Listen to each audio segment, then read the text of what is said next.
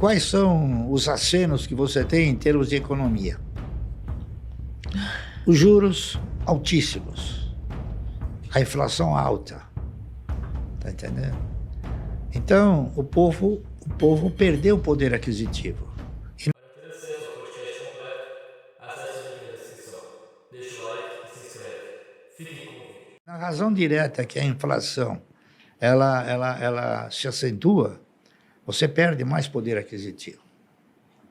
Nós temos também uma outra falácia por parte dos nossos governantes, de que esse país aqui é um país que tem uma má distribuição de renda. Só que eles se esquecem que são eles que determinam essa distribuição de renda.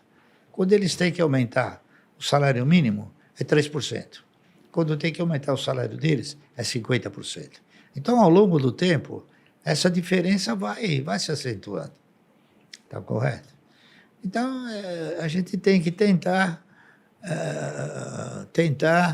se prevenir disso. E como?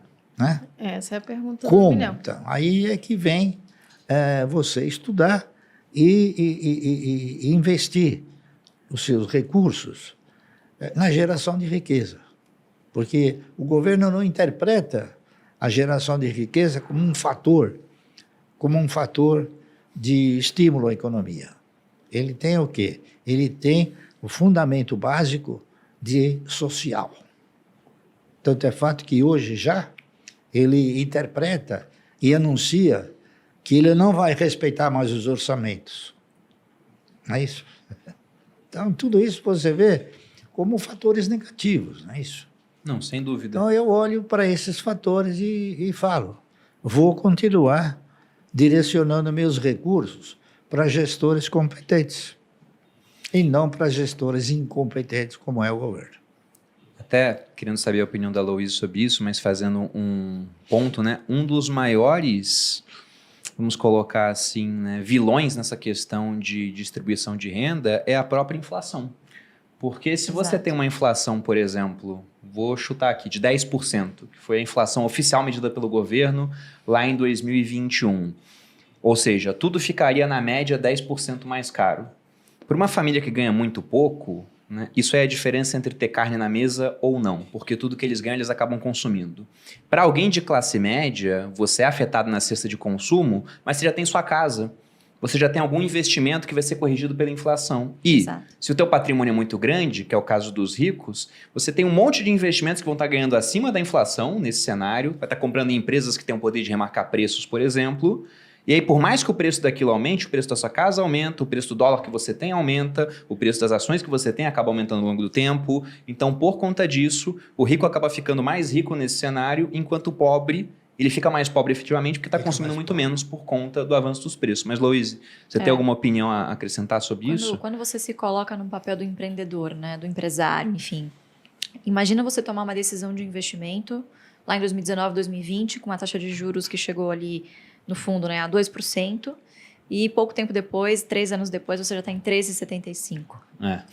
Então, é muito difícil de você tomar risco aqui no Brasil. Então, os próprios governantes que falam sobre distribuição de riqueza são aqueles que corroboram com medidas econômicas que são inflacionárias, e aí, obviamente, a política monetária tem que ficar correndo atrás do rabo, tem que ficar correndo atrás da política fiscal, que é perdulária.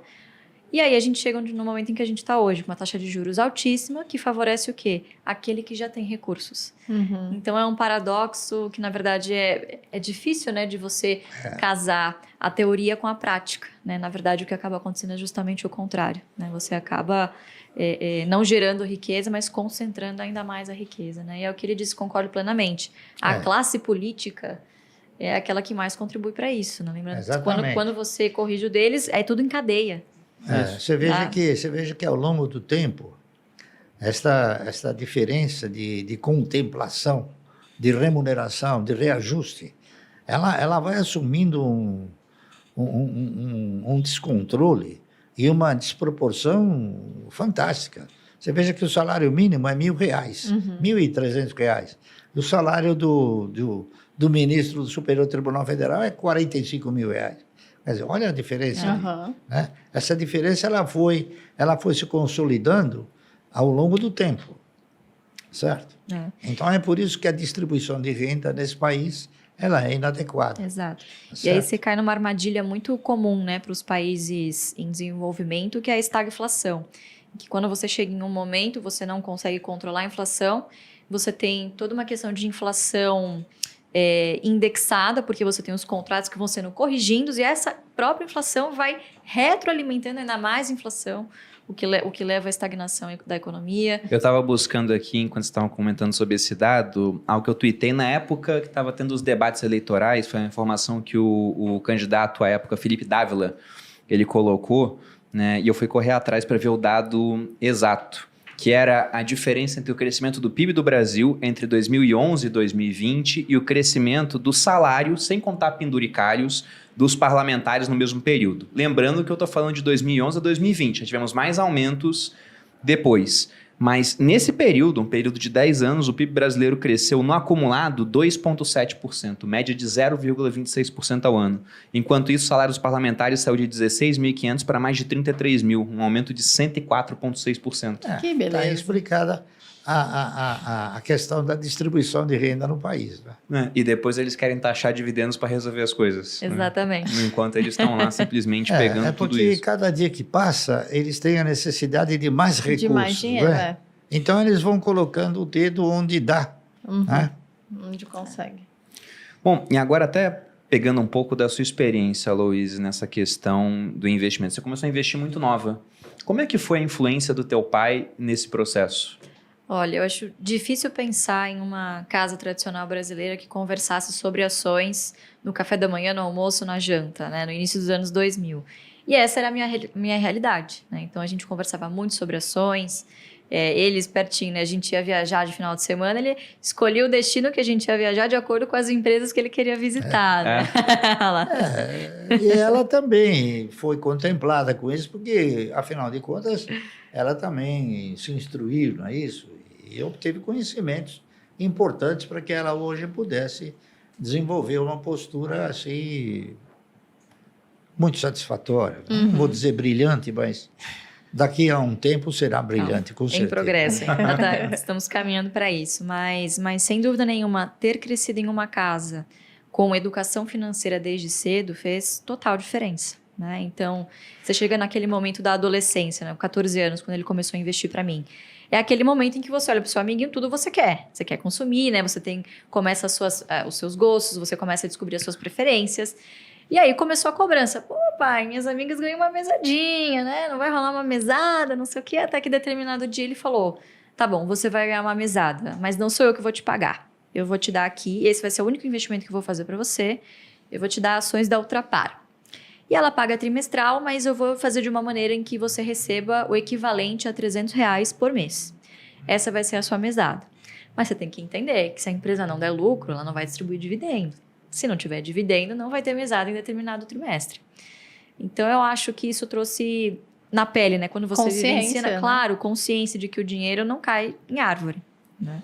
Então, você precisa plantar a sementinha para que um dia essa árvore cresça, prospere e gere frutos. Né? Isso não vem da noite para o dia. E, obviamente, quem não abastecesse no posto Ipiranga desde então, estava na minha lista ali. Negra, exatamente.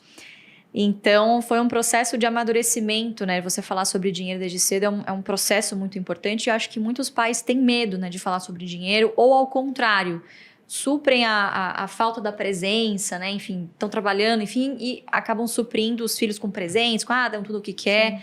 E aí essa criança acaba crescendo sem ouvir nãos e, obviamente, acaba se tornando um adulto frustrado ou que não pode ver dinheiro na mão e já sai gastando, enfim, né? Tenho alguns casos aí de amigas que são assim. E é triste, né? Porque deveria ser uma relação saudável e a verdade é que tem muita gente que entra em pânico quando vai falar de dinheiro, delega completamente, não quer nem ouvir falar sobre isso, não quer nem abrir a fatura do cartão, né? Então, me sinto uma privilegiada de, desde cedo, ter tido contato com esse universo dos investimentos, né? Que é muito mais tangível do que a gente possa imaginar. Então, ele sempre dizia para mim, o que você prefere? Você prefere ser dona de alguns postos de gasolina ou você prefere ser uma pequena dona de todos os postos de gasolina? Então, é uma mudança de perspectiva que parece muito óbvia, mas que não está presente no dia a dia de várias pessoas, né? No Então, caso, a resposta certa é uma pequena dona. Tem que avisar, né? Porque o povo não sabe. Mas De é, vários postos de Pois é, gasolina. Se você não sabe como investir, abra o link do documentário fixado, que eu te ensino passo a passo por uma guia desde iniciante